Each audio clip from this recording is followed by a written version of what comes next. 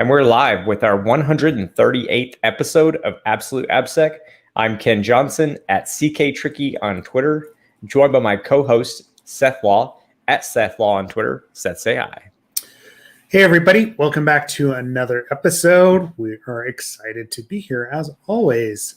We've got a few items on the list to discuss today. One big one, just based on all the news that's been going around recently. But we'll jump into that shortly.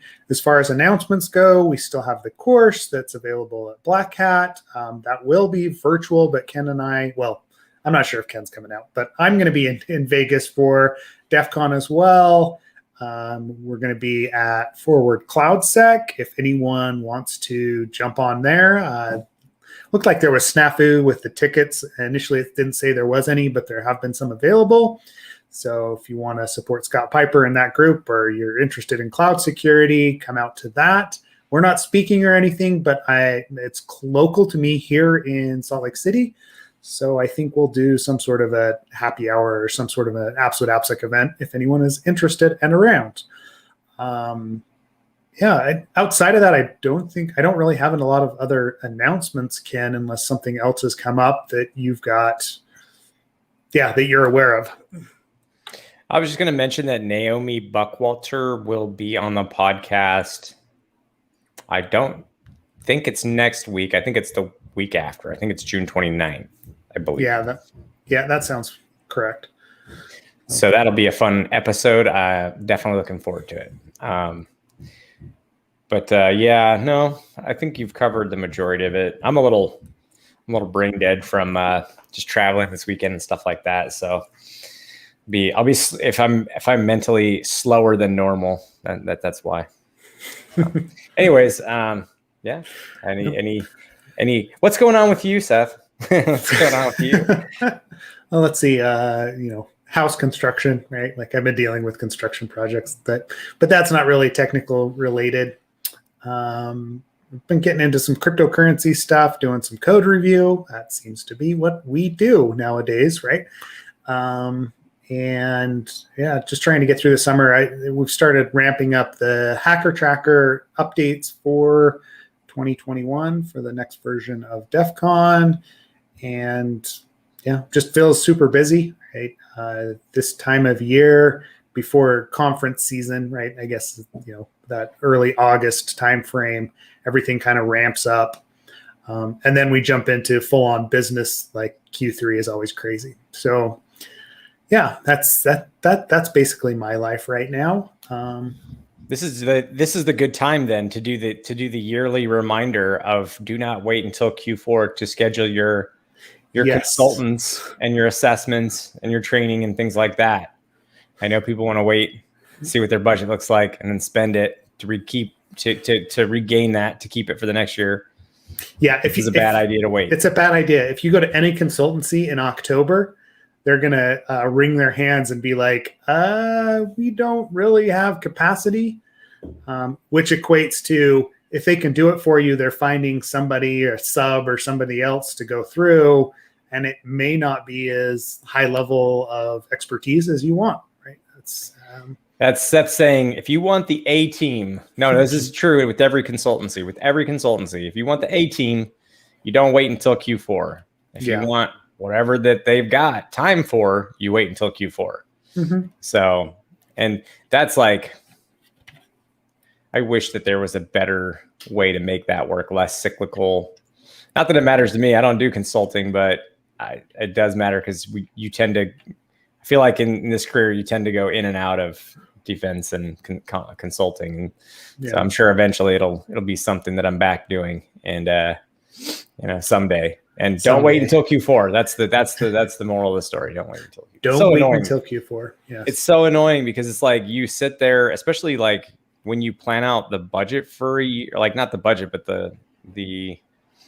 it isn't a budget. It's more encompassing. It's like as you're working through the revenue stream, and your numbers and trying to make projections, when people go and you've got maybe, I know if it's not an issue for you, but for some consultancies, maybe they have a slower Q2 or, maybe the end of Q1 or beginning of Q1, whatever. And then like everybody just jams everything into those last few months, and it just causes so much of a headache. It's so bad.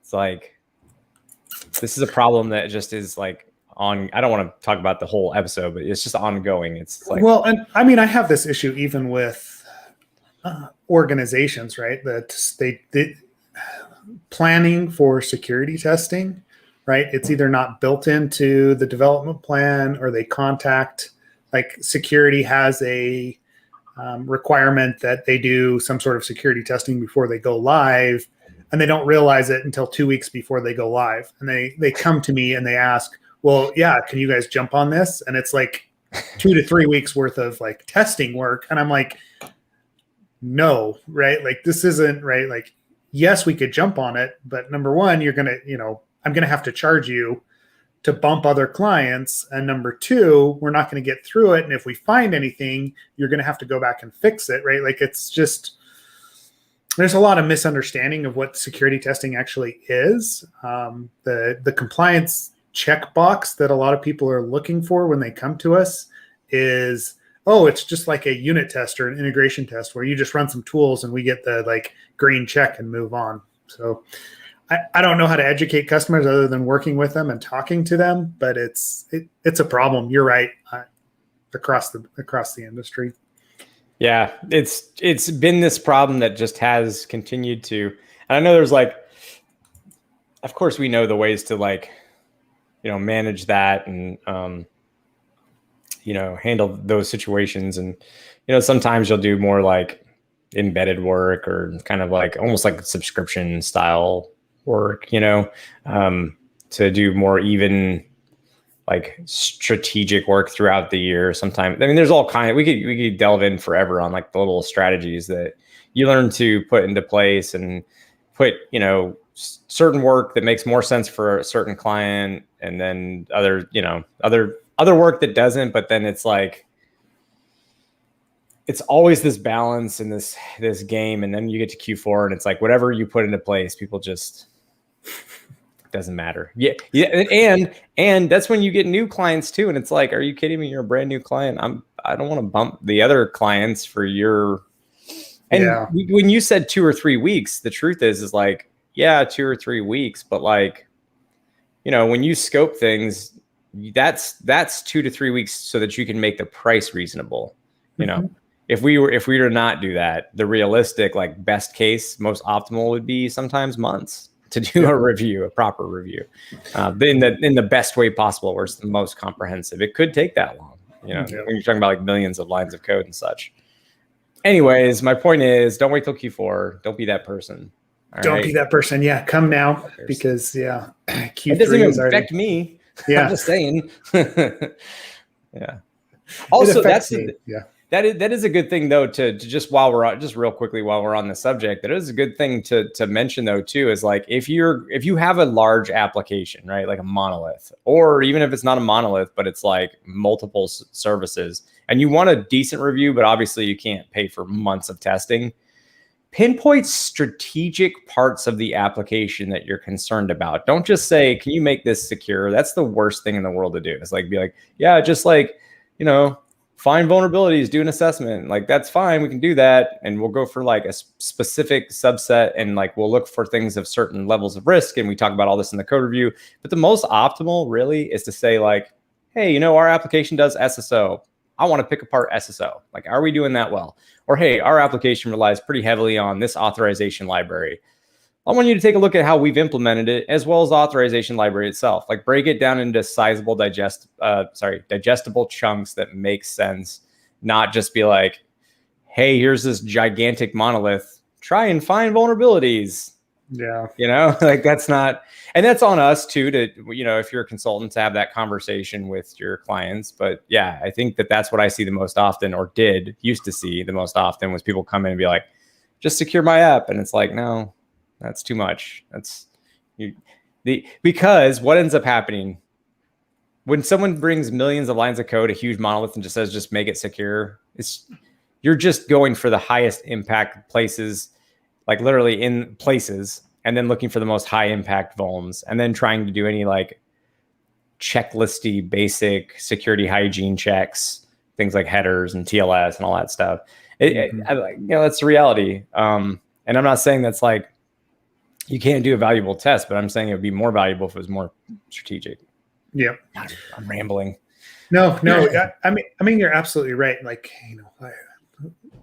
and for those listening, we didn't mean to go off on this tangent, but it is important to actually have this discussion because it affects you as or your organization on how much you spend for security testing, or even how much your internal testers are doing and where they're spending their time.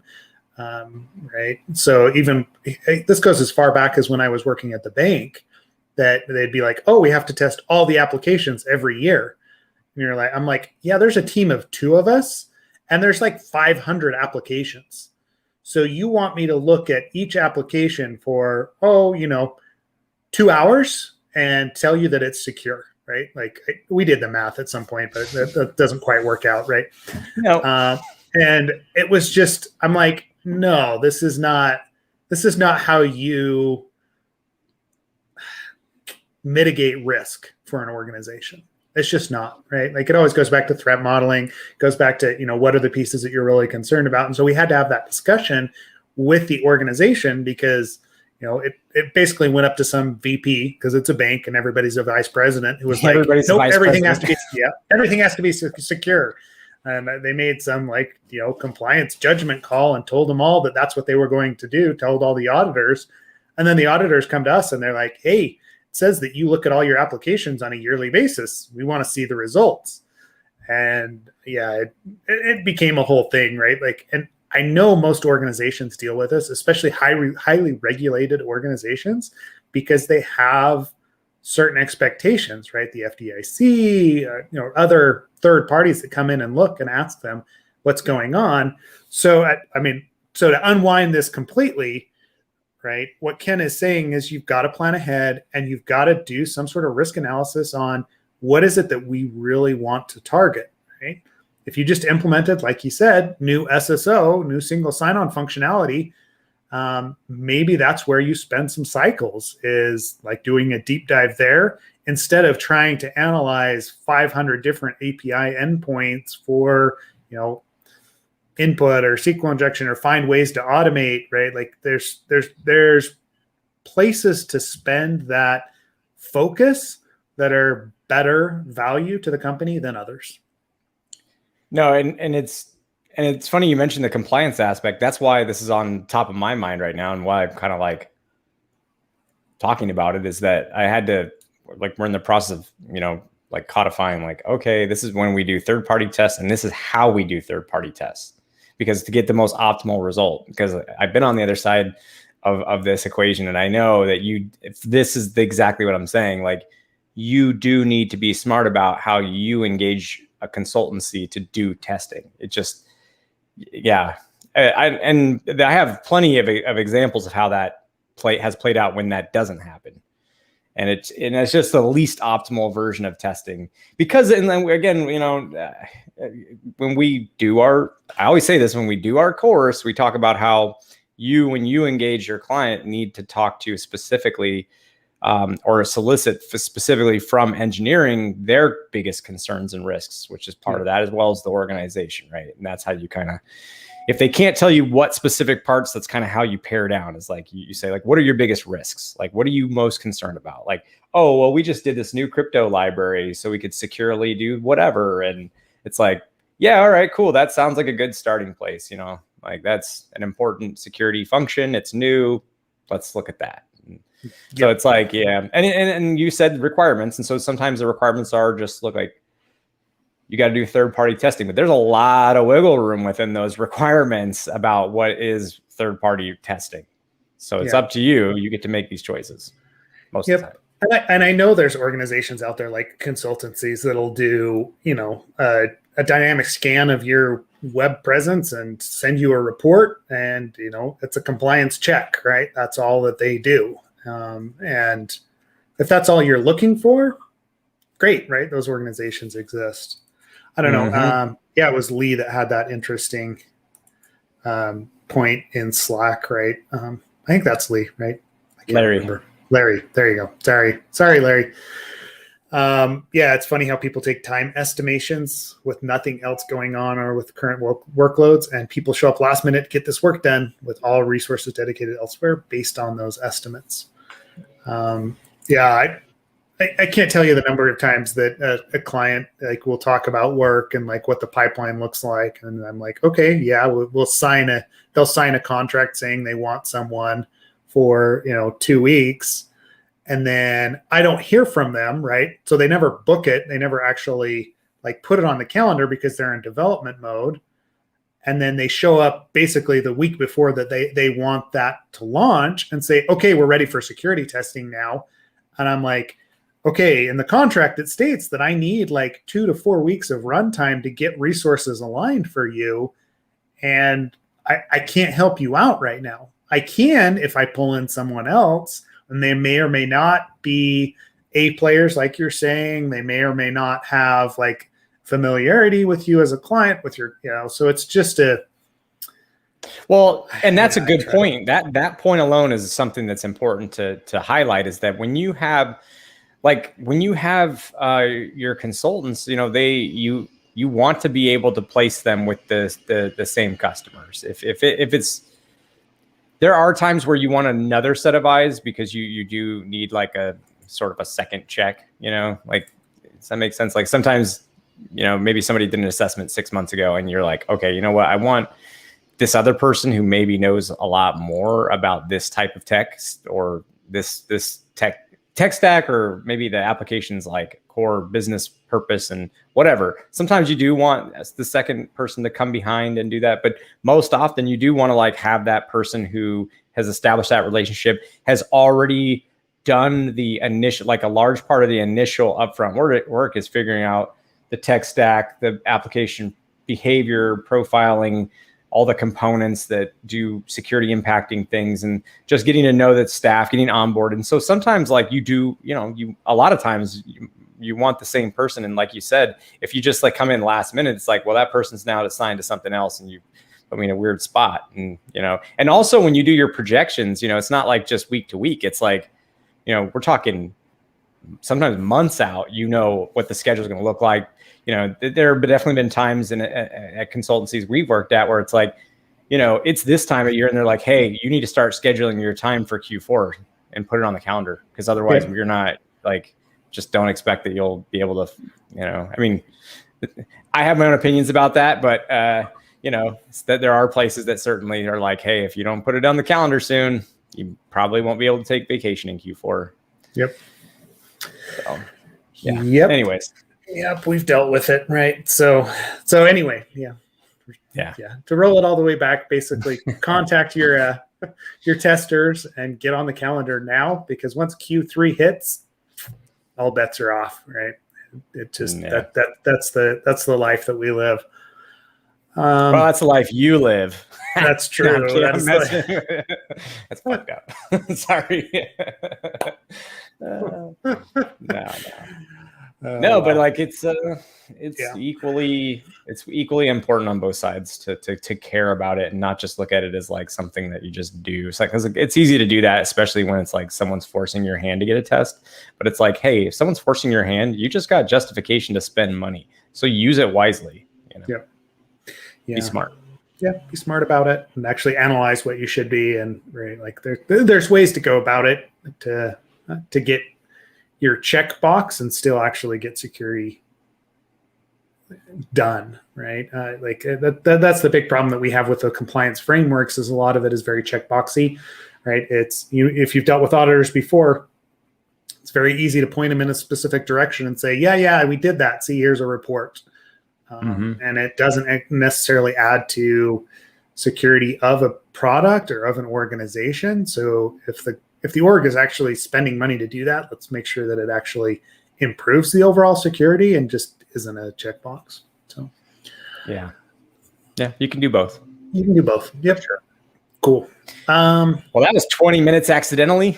Sorry. Wait, Ken. Gosh, Ken's all over today. The worst. Yeah, the other thing, the big thing that I wanted to talk about today was ransomware, right? From the perspective of application security. right? Like, let me post up this link. So just in June alone, right? What is this? Bleeping Computer or something like that, right? These guys have compiled a list of, okay, well, the last week, right? The fact that they have an article that's called "This Week in Ransomware" should tell you how many attacks are happening right now, right? We're talking oil pipeline stuff, Colonial. We're talking our evil attack against JBS. They call it a couple more. There's Fujifilm, U.S. nuclear weapons contractor, right? Like all of these ransomware attacks have happened within the last couple of weeks, right? Computer memory maker, AData, right? There's a new service that's out. They're calling out some of the other services that are there. How much JBS paid out, food suppliers. Dang, man. Like you just look through that as a service. Yep. That's a thing.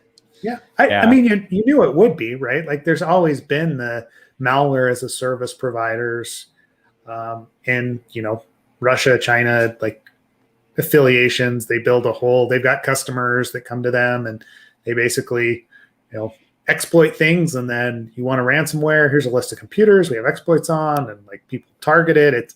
It's a crazy, crazy industry, right? Larry said when ransomware gets as much time as the weather on nightly news, things have gone sideways. Absolutely. What's sad too is like, well, I don't feel that bad for a pipeline CEO, but I'm not going to shed a tear for a pipeline CEO.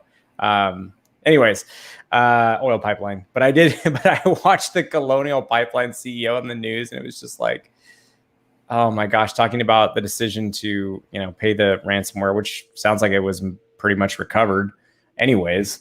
Yeah, it was just brutal to watch. It was like, so you could tell he was just so nervous giving that, being like, I had to make the decision, and it impacts the East Coast, and also this was interesting too. I don't know if you caught this, but he made sure in the speech to mention the FBI had said don't pay the ransom, obviously, because that's our official policy. But having said all that, come on, most of the ransomware was recovered, or the payout was recovered. Wouldn't that be exactly what you would say? I don't know. I'm sure there's a lot under the hood there going on behind the scenes, which is going to be an amazing story someday, but if released. But yeah, I'd imagine what we heard, what we were told, and what happened are probably very different things. So, but it was weird to watch. Well, yeah, and I mean, even JBS, it's in that link for that. Let's see, I don't think I posted that in Slack. Is this the bleeping computer link? Yeah, but one of those, I mean, it talks about how JBS had paid $11 million when they first demanded like 22.5, right? So they negotiated that down. I'm not sure where that's gone. Like, we don't have a lot of good incident response reports on these. Just, okay, JBS comes back up. The pipeline comes back up. Why is that? Did they pay for did they pay the ransomware cost? Did they, negotiate? Where else, what else has happened there? Right. Right. And yeah, I mean, it's Colonial only paid 4.4 million, right?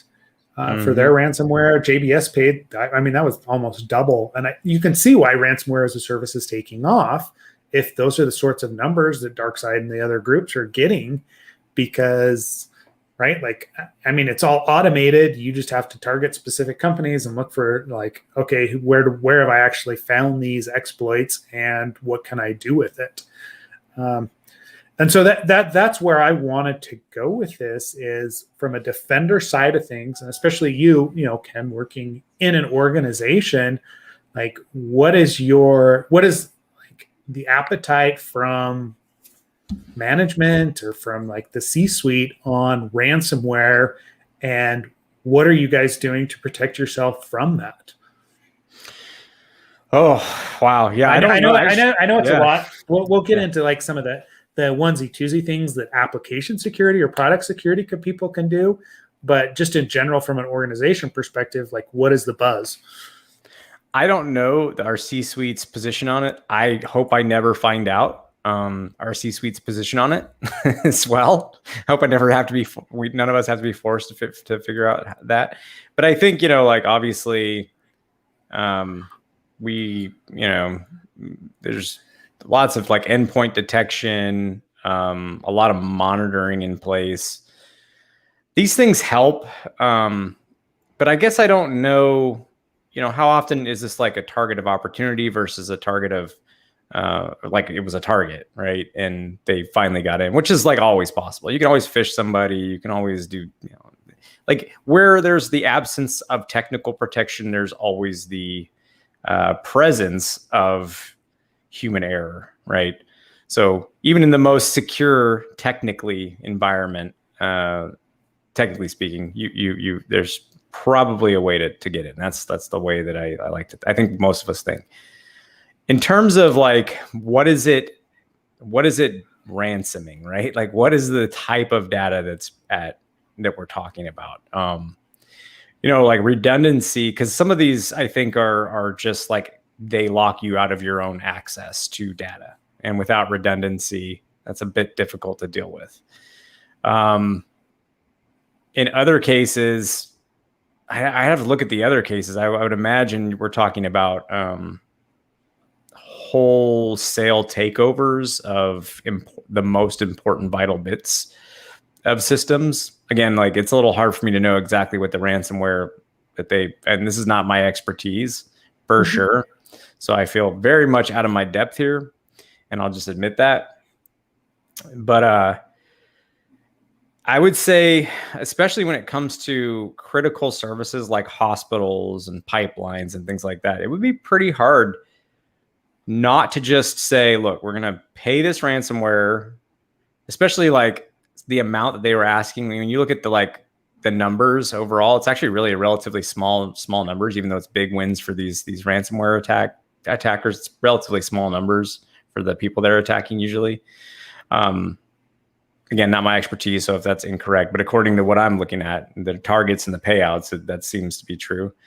Like, yeah, I mean, I guess the thing I would say is like, sometimes it has to be paid out, and then you have to just get, to go back and try and figure out how it happened, and deal with that and put in protections in place, and just kind of bite the bullet. It happens, especially with healthcare. I think that's the one that when I first started seeing in the news, it was healthcare. It was like hospitals and like people with serious ramifications for when things just don't work and they don't have access to data or systems. I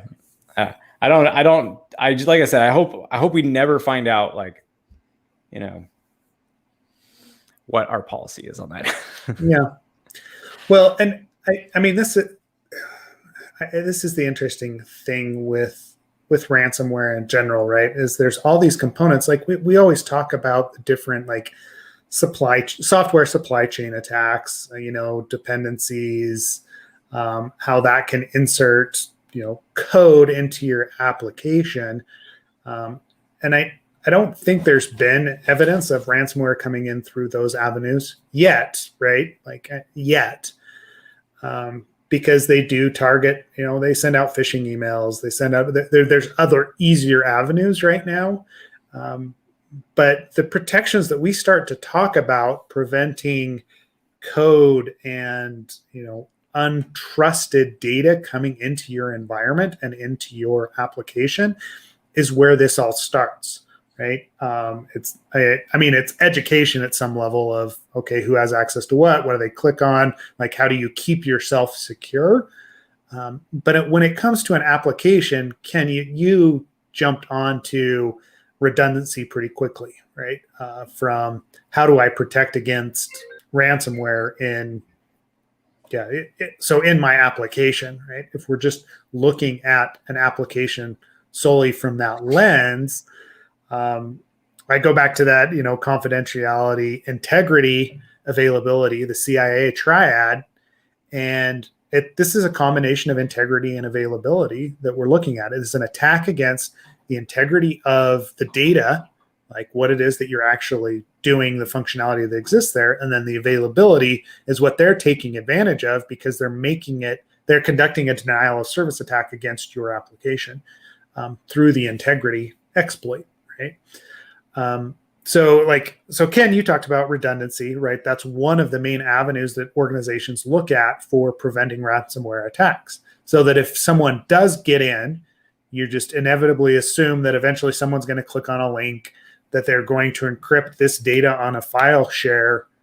And you've got to be able to, number one, identify that. And number two, restore it to a known good point before the encryption happened, right?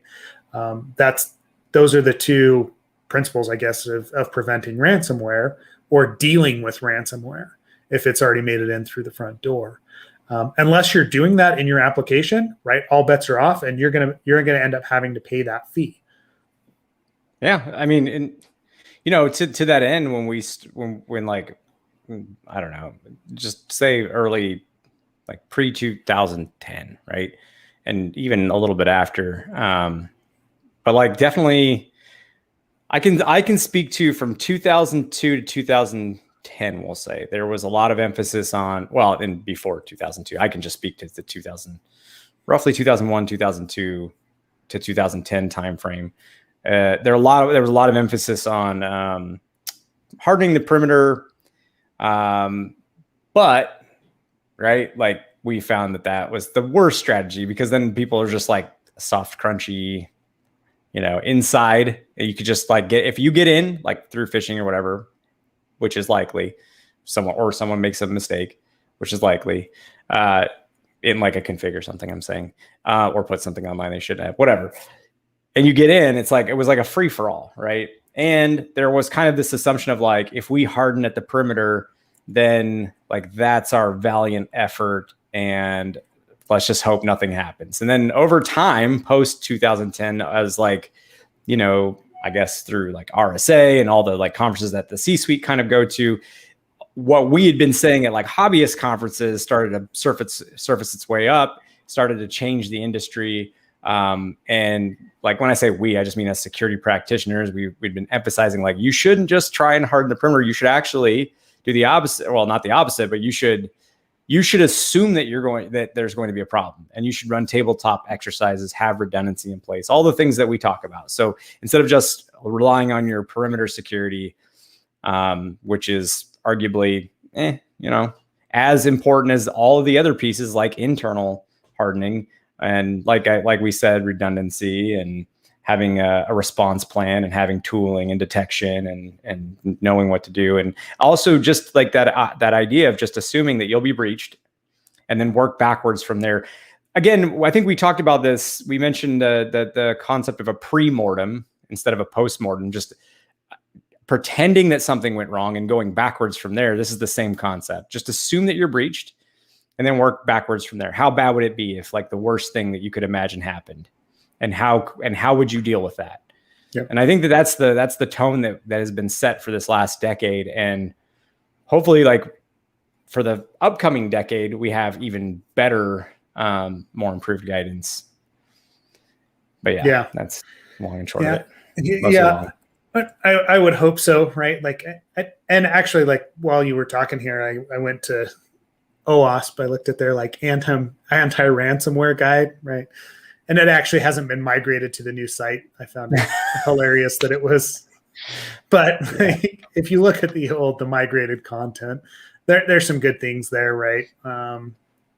There's a bunch of versions that came out of that, right?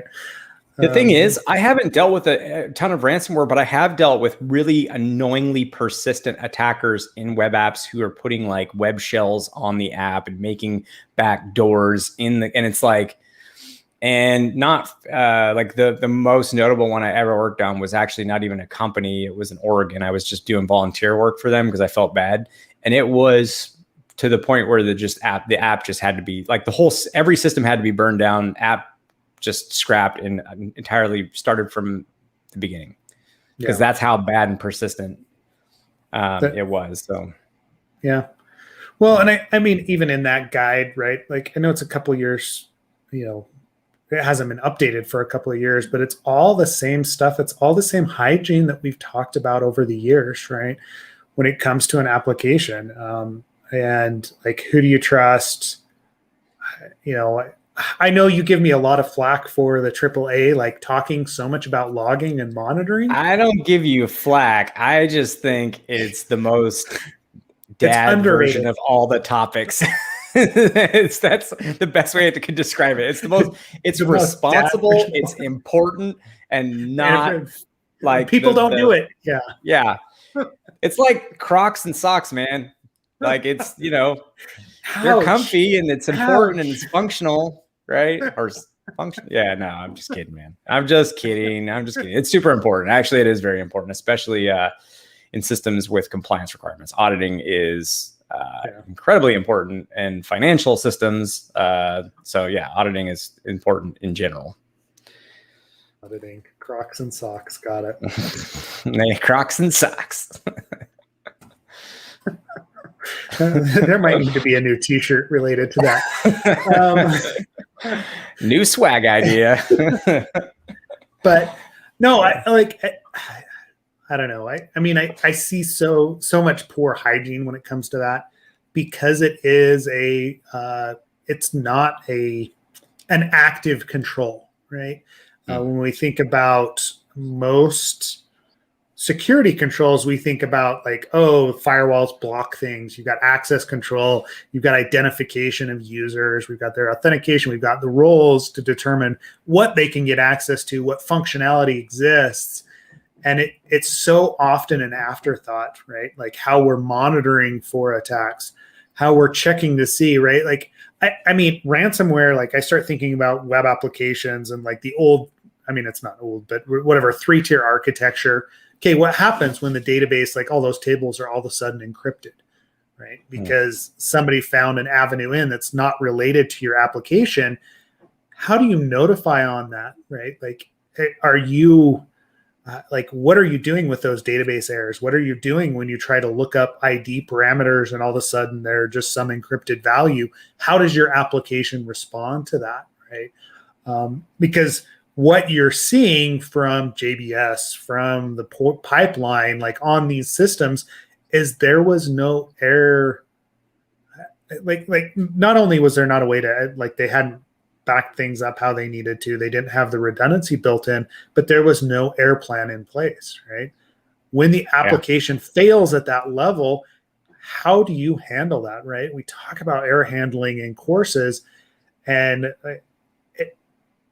but it doesn't happen in reality, right? There's very few organizations that I would say handle that sort of massive failure in even an elegant manner or even properly, right? It's not on the top of our head. Yeah. I think exception handling is like very much like how people kind of crapped on WAFs and RASP and whatnot. But I don't think that, and yes, they're okay. Bypasses aside, right? Of course, there's going to be bypasses. Bypasses aside, I think the biggest thing that most of us realized was that companies were just buying these products and just like planting them there like an F5 box and just being like, we should be good, right? Or like a module to an F5 load balancer rather that does WAF stuff or something like that, right? Like a drop-in replacement, assuming that it's just going to work, not understanding, like the same with exception reporting, that there's a lot of fine tuning. There's a lot of like omission, like, hey, I don't need to be concerned about these things. This is a pattern, establishing patterns, understanding like what's not a concern based off those patterns, and then like surfacing what is, and then having like a process to actually react in a timely manner to that, which most teams, honestly, like, you know, and this is another thing too. I would be hard pressed to imagine that a security team is sitting there like analyzing the exception, even if they did all the work to help get exception reporting tuned in. I very much doubt that the security team themselves are all day long like looking at the, you know, the things that they're surfacing and reporting. Maybe I'm wrong, but that's a very intense job. It's probably, if I had to guess, it's probably something you would be, I mean, at least for us anyways, you know, you would be giving off to engineers as like a task. Like if you see crazy exception reports that like don't make any sense and is totally atypical and feels like it's a security thing, like you're seeing like weird SQL content being sent to the app or something like that, that's when you raise it to your security team. But I'm guessing it's not those aren't the initial triagers. Anyways, the whole point is just that exception reporting is one of those things that the B2 did. Yeah. Well, and I mean, how often do you walk into a SOC? You probably, I don't know, right? Whatever. But how often do you walk into a security operations center? And like most organizations that I've dealt with and I've been a part of, like they have visibility into, okay, this is what the firewall looks like. This is how often we're getting scanned externally, right? This is how, what our virus total rollout looks like, or, virus detection looks like. These are all the nodes that are on our network. And then you're like, okay, what's your most important asset? Oh, it's the mainframe, right? Okay, so how do you monitor that? Oh, well, we don't have any logs that are feeding to the SOC from the mainframe. We just, people call us up if there's a problem, right? And you're like, wait a second. So you're spending hundreds of thousands of dollars monitoring like people's desktops as they access the mainframe. But like all that financial transaction just lives there by itself and is only monitored by like the mainframe developers, right? Like Yes. It's just this, and this is why my head explodes when I talk about auditing and I talk about like, how are you handling that? Because it doesn't actually feed to the people that can do something about it. Joke. If you do want to fire Seth up, ask him about auditing. Next conference at for CloudSec, when you see Seth, ask him about auditing. Yeah. Yes. There you go. But I see it like it seems to be like every organization, and then you're building new features into your application, and you don't have a plan for the security controls that are in that feature and how you actually monitor those security controls. It's just like some catch-all, like try-catch block in your application that you send to the debug logs, and that's it, right? It doesn't actually make it to, sorry. Yeah, my favorite is when we've gone through authentication related routines, and then you get to like some component that's like abstracted, 27 levels down, and then it's like it just says catch, exception, anything. Yeah. And then there's not even a report. It just literally just catches it so that the app doesn't fail and then doesn't do anything with it. And this is like an authentication routine, and it just moves on. Or authorization, doesn't matter whichever. Something equally as important. And then they just don't log it at all. And you're like, gotta be kidding me. They're like, oh yeah, because if we don't, then it's then the compiler complains, right? Like try catch block, and then so they put in a catch block, and they just like, only send this to the debug logs and just move on, right? No one really looks at those. So to be fair, it's not just like what you log, it's like how you log, where you log to, what you like. I mean, there's examples of sending in serialized data, and then you like, instead of a string, and then you get like an entire model objects attributes to include like secret tokens and crap like that accidentally. And then it's like logging to a third party, like, it's all going to Datadog, right? Or it's going, which is not, this is not like, we're not, it's not nothing against Datadog. No, it's not. It's not them. It's just that, there are certain things you maybe can't, like, even internally for us, there are certain things of like customer information that even if it's accidentally, and this has happened, and we've reported to those people where accidentally a small subset of data, and I talked about it when this happened on the podcast, there was a subset of data, it was very small, it was only in our internal logging system, but it was like plain text. So it was like, hey, we need to do X, Y, Z, report it to them, et cetera. So imagine then that's just our own internal reporting system, not like a third party and then like accidentally exposing a ton of stuff. So there's so many ways in which auditing, the reason Seth gets worked up about it is because there's so many ways in which it goes wrong. Yeah. And it's not just you need to log data. There's a lot more to it. So, well, and I mean, the problem that I have is it's never a requirement, right? Like, or if it is, it's just like, we log data. It's not, how do we actually handle that? How do we, and this leads directly from ransomware, right? Is, hey, you get exploited. You've got to be able to restore. The logs are crucial to that, but only if they're going to the right people and they're in the right place. And then we don't think about it from I've got like Kubernetes installed, and we've got all these different like ephemeral nodes that are logging data to, /var/log, and then they disappear. And what happens to those logs, right? Oh, guess what? They're gone. And the reason that these ransomware attacks are so effective is that we don't think through that in the initial process when we're building an application. We don't think about the redundancy. We don't think about the monitoring. We don't think about that restore process and what's going to happen when it all goes to shit, right? That's really what it boils down to. And that is why I get worked up about it, because I see it app after app after app. Yeah. No, it's very much a thing. And like it's a nuanced, that's why we've got like that, when you've got your, the slides on auditing, it's like 50,000 bullet points, and it's only reference material to go back to later instead of like trying to remember all this right now, because there's just so many like ifs, buts, ands, clauses, things, you have to consider. It's a whole, Yeah. I mean, honestly, we could probably do a day just on logging. And I know it's not everybody's favorite topic, right?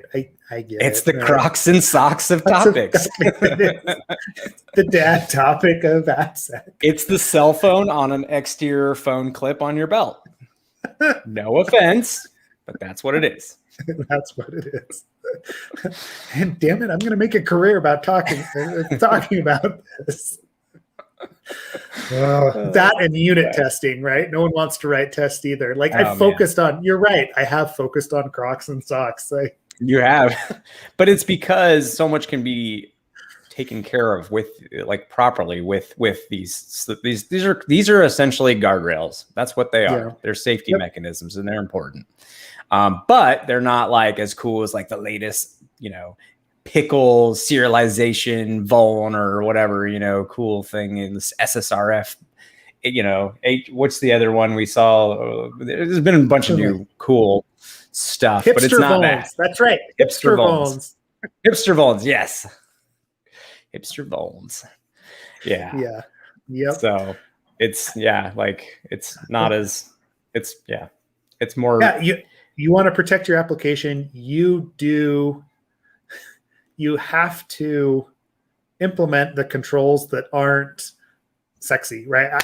Honestly, that's what it boils down to. You have to perform your due diligence on, okay, where are the backups at? Are we testing those? Are we making sure that, the SOC knows when something happens? Are we running this up front so we know when there's a problem, right? Wireshark for life. Yes, there is. Yeah. Ethereal. Yeah. Haha. Yeah. I don't know, man. But that's where that's why I wanted to talk about ransomware. Is it feels like we're not doing the little stuff, and we're paying for it. Right? And so, right. And I don't know how to do that with a third party, right? Like you ask them these questions. Hey, what is it like? Are you sending your application logs to the SOC? And they look at one little like specific, right? Like, oh yeah, we're sending the SOC when somebody logs into the application, and that's it, right? Like they don't actually send them full on details or train them on what they should be looking for. There's a lot more detail out there on network PCAPs and system logs and what's going on when someone installs, uploads a virus-laden packet or virus-laden object to an application or to a system. Like we know what that looks like, and the SOC knows what that looks like, but they're not developers, right? So sending them a debug log, all they're going to see is a bunch of gobbledygook, and then they're going to turn around and page the on-call developer if it looks like the application's not responding because they just haven't been trained. Yeah. Anyway. Well, so we've ranted. We've ranted. Yeah. I hope I don't have any, I'll say this. I'm sure it's only going to get worse before it gets better. That's what I would say. It's probably only going to get worse before it gets better. But it's interesting because it looks like, it's getting more and more professional and with these attackers. So yeah, there's customer support lines. There's like you call them up and tell them, and they're going to look. and they're really smart about it, right? Like the cost of what they're having these organizations send them is, yeah, it hurts a little bit, but it's they want to be back online as quickly as possible because they're losing hundreds of millions. So spending 5 million to get that key back makes sense, right? That kind of analysis that they're doing, those guys are smart and they're savvy, and you're right, it's going to get worse before it gets better. I'd be interested to unpack, if we went through the list of these companies, what their funnel into communicating with the security department looks like. Do they have a bug bounty? Is it do they have like a security TXT? Do they have security contacts if you want to report issues? My hypothesis is that their story there is probably weak. I don't know that. I'm not playing the blame game either. That's my hypothesis. It doesn't mean that that's at all true. Perhaps most of these companies have a bug bounty. I actually don't know. I have to go look, but I am curious to know if there is a little bit of, if that's a factor, because usually if you have a bug bounty program, the stuff that would get hit through a target of opportunity should at least you would think surface, right? Like like dangling subdomains and just like silly things that are like, maybe you didn't know. Maybe someone put something online, you just didn't know. Maybe they put, another AWS lab instance or environment up, and then they have like a crappy S3 and it mocks like prod data, and you just don't know that until you get it reported, hopefully. And this is what I'm saying. Like, I wonder if they have these sort of programs in place. Yeah. So I don't know if we'll get a lot of that detail out, right? Like, we can probably investigate some of it, especially if it is, public versus private programs. I do feel a lot of like these organizations kind of sit in between the large Fortune 500 that take security very seriously, or at least claim to, versus like smaller companies that those Fortune 500 and a lot of people depend on, that are being targeted specifically because they only have a couple hundred employees, maybe only a dev staff of like 10 or 15. And there's one security guy and he's stretched thin, right? Like I understand why it happens, but I do feel from a developer and application security perspective that we can push out some of these guardrails and controls, so that we can see whether or not these organizations are doing some of that and help them and level up their security is really what it boils down to. Yeah. I'd be interested to unpack it and to see what things were not done. Or if it's like you said, some dependency on a larger vendor, which I will tell you that it is becoming a pretty significant topic of discussion amongst a lot of defenders. From what I've seen, is like the supply chain and dependency attacks. And that's really something, I think most of us are concerned about, because like any given application's built upon how many pieces of code that nobody in that org wrote. And that's to everywhere, large and small companies. So yeah, anyways. Yep. Nope, yeah, it's becoming top of mind. So something else to factor into your security program. Yep. Security program, security requirements. Anyway, so that kind of takes us to the end for today. Before we hop off, I do want to ask that if anybody has any questions for Naomi Buckwalter, to please send your questions to info@absoluteappsec.com, info@absoluteappsec.com, or just hit us up in Slack and DM us some questions you want. So if you got 2 weeks to get them in, so that's what I just wanted to add. Sorry. Cool. Nope, you're great. Good. Well, yeah.